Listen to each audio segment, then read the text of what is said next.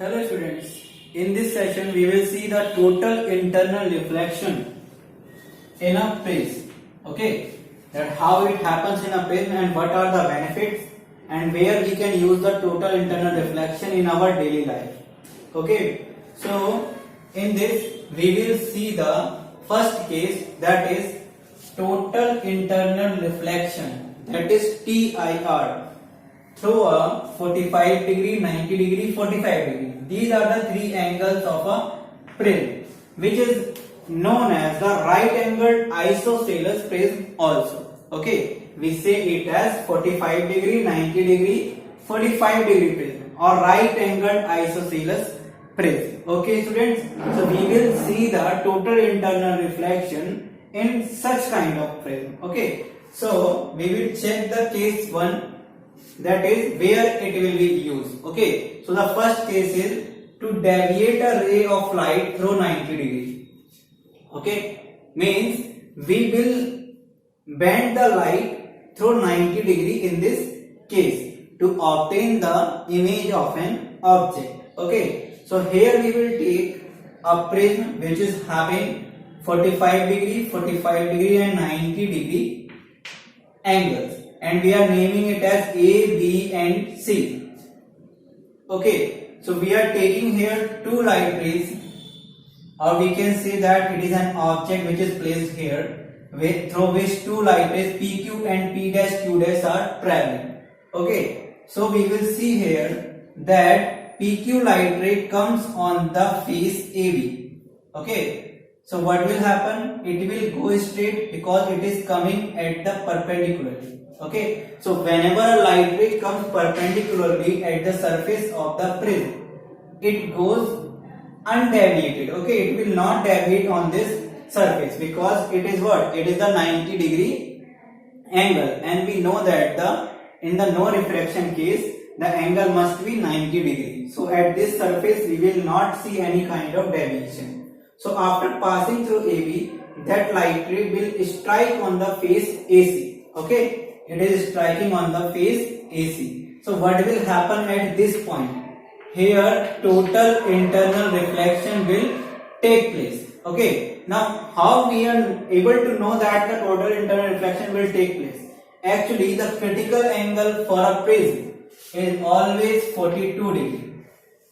Okay, so whenever the value of incident angle increases above the 42 degree, it will show the total internal reflection. Okay, so at this point we can see that the incident angle is 45 degree, which is greater than the critical angle. Then definitely it will show the total internal reflection. So this light ray will reflect from this surface and will go straight up to this point. Again it is perpendicular on this path. Okay, so it will go undeviated and we will get the light ray out of the base BC. Okay, in the same case will happen with the ray P dash Q dash, which is striking at the face AB at 90 degree. After traveling straight in this direction, it will strike on this point. Again we can see that the angle of incidence is greater than 42 degree, that is 45 degree. So we can clearly see that after striking on this surface, that light ray will show again total internal reflection because the critical angle is greater than 42 degree, and after this point light ray will go straight undeviated. Okay, so it is the case when we need to find out the rays deviating through the 90 degree. Okay students,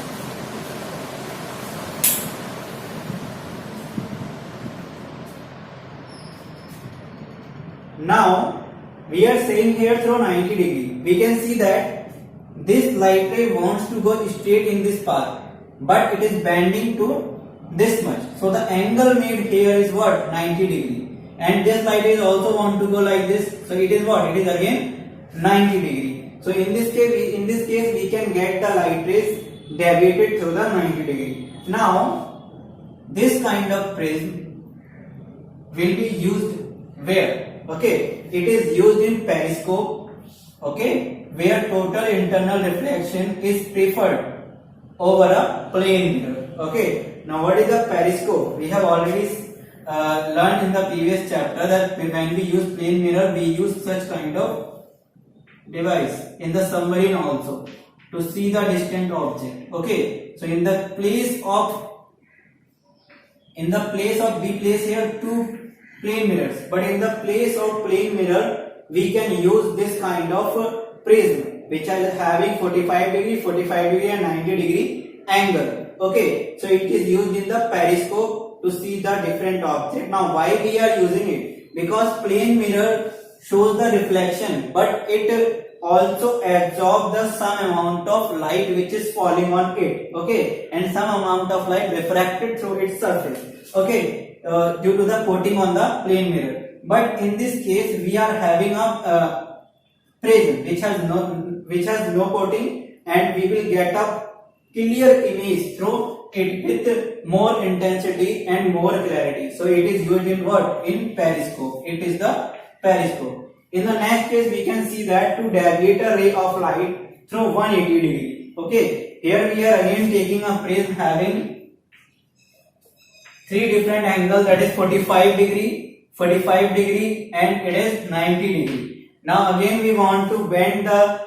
light rays 180 degree. Here we are taking an object PQ, that is P point, it is Q point. Now the light rays will start moving from these points, that is PQ. Now the from point P, light is traveling to this point. Okay, from point P, light is traveling up to this point and Q up to this point. Again we can see that this light rays are striking on the base BC, and after going in the upward direction we can see this point and this point, that the incident angle on this point, it is a normal. Okay student, don't get confused by this line, it is a normal. So it is making the 45 degree angle. Okay, and it is also making the 45 degree angle. Now what will happen? As we can see, 45 degree is greater than the 42 degree angle. So what will happen? It will reflect, it will show here total internal reflection, and here also it will show total internal reflection. Okay, and after this, these light ray will bend towards this base,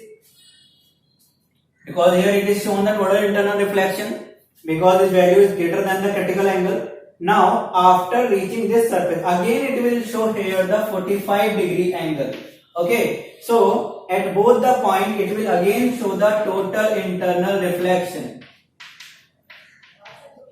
and after striking to this point it will come back, it will come out from this surface. Now students, see that that is the Q point and it is traveling in this direction. Okay, so Q point will be here this time, and P point is on this side, it will go in this direction and it will be on this side. We have the object PQ, but we are getting the image here inverted, that is P dash Q dash. Okay, it is the image of that object. As you can see, the angle made between this light ray and this light ray, it is what? 180 degree. So it is used in deviate a ray of light through a 180 degree. Okay, now here it is used, this action of prism is used in prism binocular. Okay, it is generally used in the binocular which is having prism, which is made up using the prism also, and sometimes we use it in the camera also to invert the image of the object.